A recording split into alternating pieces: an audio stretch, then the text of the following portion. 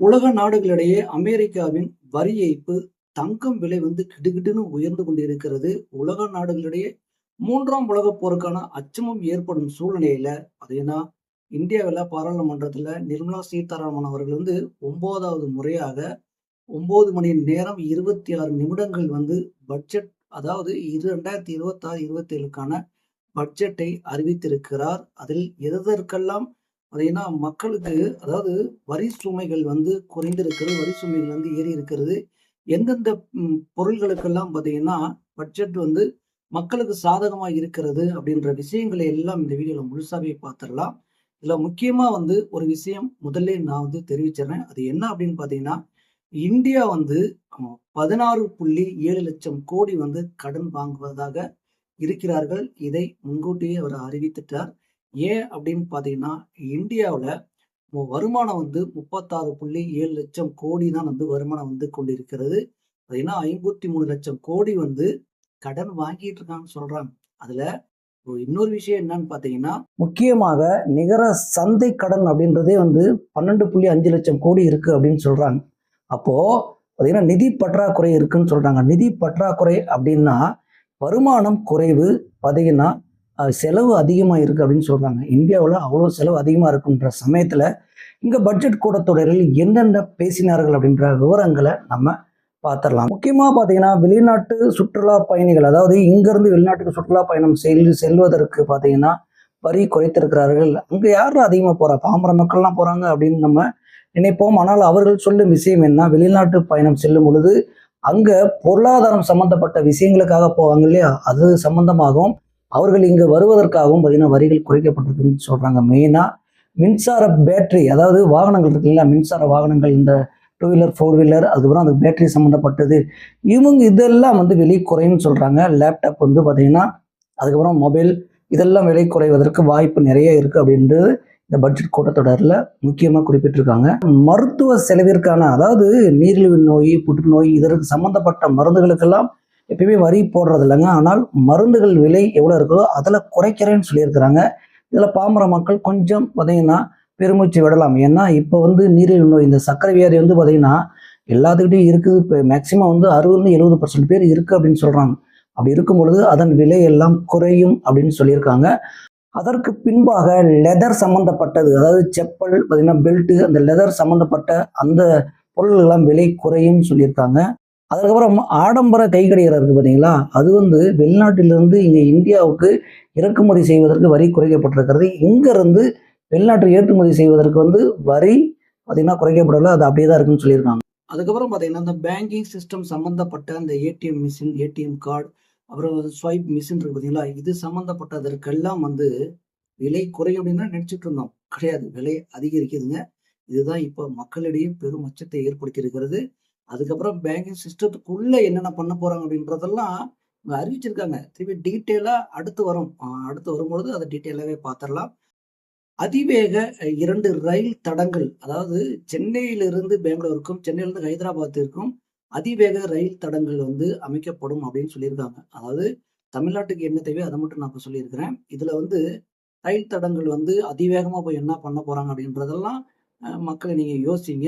அது என்ன நடக்க போகுதுன்றதை பார்ப்போம். அதற்கப்புறம் இன்னொரு முக்கியமானது, எய்ம்ஸ் மருத்துவமனைக்கு நிதி அதிகமா இருக்குன்னு சொல்லிட்டு தமிழக அரசும் கேட்டிருந்துச்சு. ஆனால் அது புறக்கணிக்கப்பட்டது. அதுக்கப்புறம் முக்கியமான ஒரு கலாச்சாரம் சம்பந்தப்பட்ட ஒரு விஷயங்க, ஆதிச்சநல்லூர்ல பார்த்தீங்கன்னா கலாச்சார மையங்கள் அமைக்கப்படும் சொல்லியிருக்காங்க. இது எந்த அளவுக்கு உண்மை அப்படின்றத நம்ம அடுத்தடுத்த வருடங்களில் தான் நம்ம பார்க்க முடியும். ஏன்னால் ஆதிச்சநல்லூர், கீழடி, இது போன்ற விஷயங்கள் எல்லாம் தொடர்ந்து தமிழக அரசும் மத்திய அரசும் புறக்கணித்து வந்தது நமக்கு தெரியும். ஆனால் கலாச்சார மையம் அமைக்கிறாங்க அப்படின்றது வரவேற்கத்தக்க ஒரு விஷயம்தான். வேளாண் துறையில் முக்கியமாக தென்னை மரங்களுக்கு முக்கியத்துவம் கொடுத்திருக்கிறார்கள். அதுவும் கடல் சார்ந்த பகுதிகளில் தென்னை மரங்கள் நடுவதற்கும் பழைய தென்னை மரங்களை பராமரிப்பதற்கும் நிதியில ஒதுக்கப்பட்டிருக்குன்னு சொல்றாங்க. இந்த பக்கம் பார்த்தீங்கன்னா உரங்களின் விலைகள் ஏற்றப்பட்டிருக்கிறது. அதற்கு வரி பார்த்தீங்கன்னா அதிகப்படுத்தி இருக்கிறாங்க. மருந்துகள், அதாவது பூச்சிக்கொல்லி மருந்துகள்ல இருந்து விவசாயிகள் பயன்படுத்தப்படும் மருந்துகளுக்கு எல்லாம் வரிகள் கூடியிருக்கிறது. ஆல்ரெடி வரிச்சுமை கூடி பார்த்தீங்கன்னா விவசாயிகள் விவசாயம் பண்ண முடியாம விளைபொருட்களுக்கு விலை இல்லாம தவிச்சிட்டு இருந்த சமயத்துல இது பெரும் சுமையா இருக்கும். இதை பத்தி கொஞ்சம் டீட்டெயிலாக பின்னாடி பார்க்கலாம்.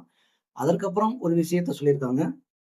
திருப்பூர்ல பார்த்தீங்கன்னா, இங்கருந்து ஏற்றுமதி செய்யப்படும் துணிகளுக்கு எல்லாமே வந்து ஆல்ரெடி நம்ம இந்த விஷயம் பார்த்தது தான். என்னன்னா, அமெரிக்கா வந்து வரி வந்து எக்கச்சக்கமா உயர்த்தி இருக்கிறது. அதுல 50% வரி வந்து பார்த்தீங்கன்னா, அதாவது இந்திய தலையிலேயே வந்து பார்த்தீங்கன்னா விழுது அப்படின்றபோது, இங்க இந்த சுமையெல்லாம் குறைக்கும் விதமாக வெளிநாட்டிலிருந்து நிறைய பார்த்தீங்கன்னா, அந்த எக்யூப்மெண்ட்லாம் வாங்கி, அதற்கான விஷயங்கள்லாம் செய்யப்படும். பார்த்தீங்கன்னா, இந்த 50% வரியை வந்து எப்படியாவது மக்கள் தொகை இல்லாமல் பார்த்துக் கொள்கிறோம் அப்படின்ற ஒரு விஷயத்தையும் நிர்மலா சீதாராமன் அவர்கள் வந்து அறிவித்திருக்கிறார். டாக்ஸ் கட்டுபவரெல்லாம் கவனத்திற்கு. ஏன்னா டாக்ஸ் வந்து நீங்க வருமானம் வாங்குவதை மறைத்து, டாக்ஸ வந்து குறைவா கட்டுனீங்கன்னு வச்சுக்கங்க, அதற்கு ஈக்குவலாவே வந்து பார்த்தீங்கன்னா, அபராதம் விதிக்கப்படும் சொல்லி, பார்த்தீங்கன்னா ஒரு முக்கியமான அறிவிப்ப குடுத்துருக்காங்க. ஏன்னா பாமர மக்கள்ல நிறைய பேர் டாக்ஸ் கட்டிட்டு இருக்காங்கன்னு நெனைக்கிறேன்.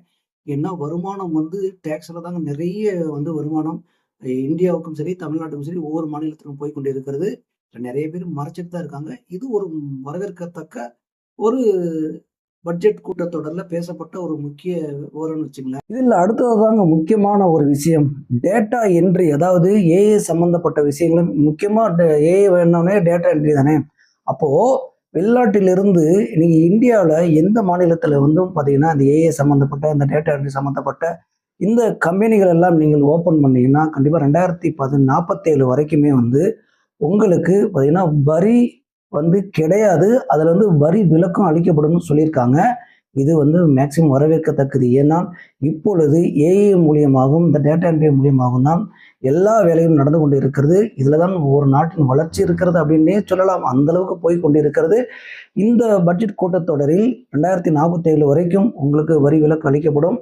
நீங்கள் வரலாம் அப்படின்னு சொல்லி வெளிநாட்டினரெல்லாம் அழைத்தபோது, இந்த விஷயங்களை நாம் வரவேற்கத்தக்க விஷயங்களா இருக்கிறது. அதற்கப்புறம் தங்க விலை உயறிக்கிட்டே போகுது. அத பத்தி எதுவும் சொல்லுவாங்கன்னு பார்த்தா, அத பத்தி அவங்க சொல்லவே இல்லைங்க. கண்டுக்கவே இல்ல. அது அப்படியே தான் இருக்குன்னு நினைக்கிறேன்.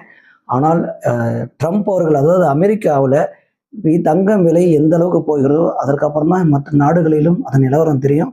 அதை பற்றி பெருசாக இங்க பேசப்படவில்லை. இதுல அடுத்ததாக குமுறி கொண்டிருக்கவங்கலாம் பார்த்தீங்கன்னா, இந்த ஸ்டாக் மார்க்கெட்டுங்க. எஃப்என்ஓன்னு சொல்லுவாங்க இல்லைங்களா? இவங்க எல்லாம் என்ன பண்ணியிருக்காங்கன்னா, இதுக்கு வரி வந்து கன்னா பின்னான்னு போட்டு தள்ளியிருக்காங்க. இந்த வரி போட்டதுனால இந்த ஸ்டாக் மார்க்கெட்ல இருக்கவங்க எல்லாம் பார்த்தீங்கன்னா, அப்படியே பேய் அடிச்ச போன மாரி இருக்காங்க.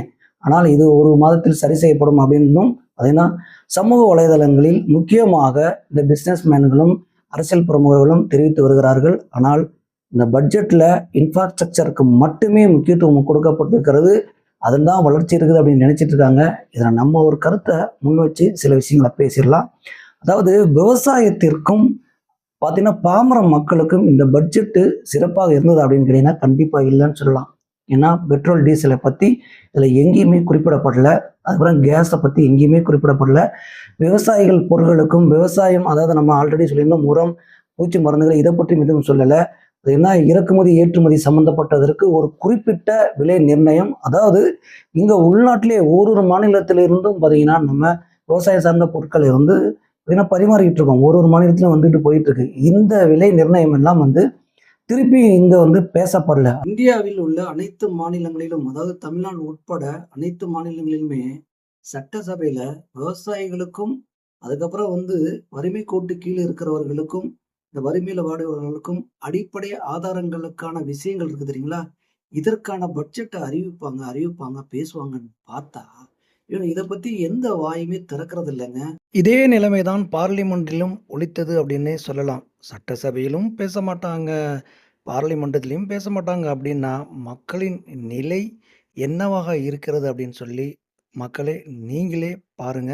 அந்த அளவுக்கு தான் இந்த 2026, 2027க்கான பட்ஜெட் கூட்டத்தொடர் இருந்தது.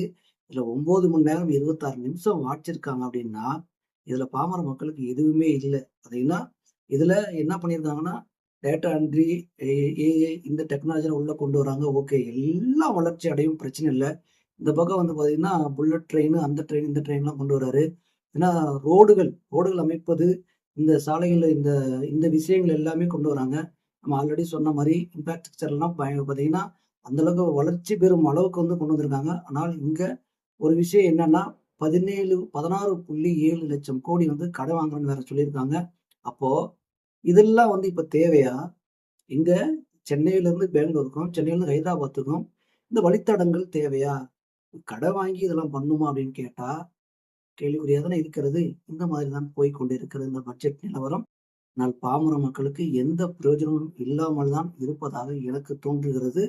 கண்டிப்பாக அடுத்தடுத்து இந்த பட்ஜெட் கூட்டத்தொடரில் நடந்த விஷயங்களை பற்றி ஒவ்வொன்றாக வெளிவரும். ஏனால் தற்போது அவர்கள் அறிவித்து விட்டார்களே தவிர, இதை சார்ந்த விஷயங்கள் எத்தனை பர்சன்டேஜ் உங்க வரியை வந்து கூட்டியிருக்காங்க, குறைச்சிருக்காங்க, இது எந்த அளவுக்கு வந்து மக்களிடையே போய் சேரும், அடுத்தடுத்த விஷயங்களை என்ன பண்ண போறாங்க அப்படின்றதெல்லாம் பார்த்தீங்கன்னா, முழு டீட்டெயிலா வரும்பொழுது திரும்பவும் இதை பத்தி பேசுவோம். ஆனால் திரும்பவும் சொல்லுகிறேன், பாமர மக்களுக்கான பட்ஜெட் இது இல்லை அப்படின்னே நம்ம சொல்லலாம். இந்த மாதிரி தமிழ்நாடு உலகத்தில் நடக்கும் அனைத்து விஷயங்களும் தொடர்ந்து அலசுவோம், தொடர்ந்து பேசுவோம். தொடர்ந்து தமிழ் தேசிய குரல் இணைந்திருங்கள். தமிழ் தேசிய குரல் மகேஷின் அன்பு வணக்கம்.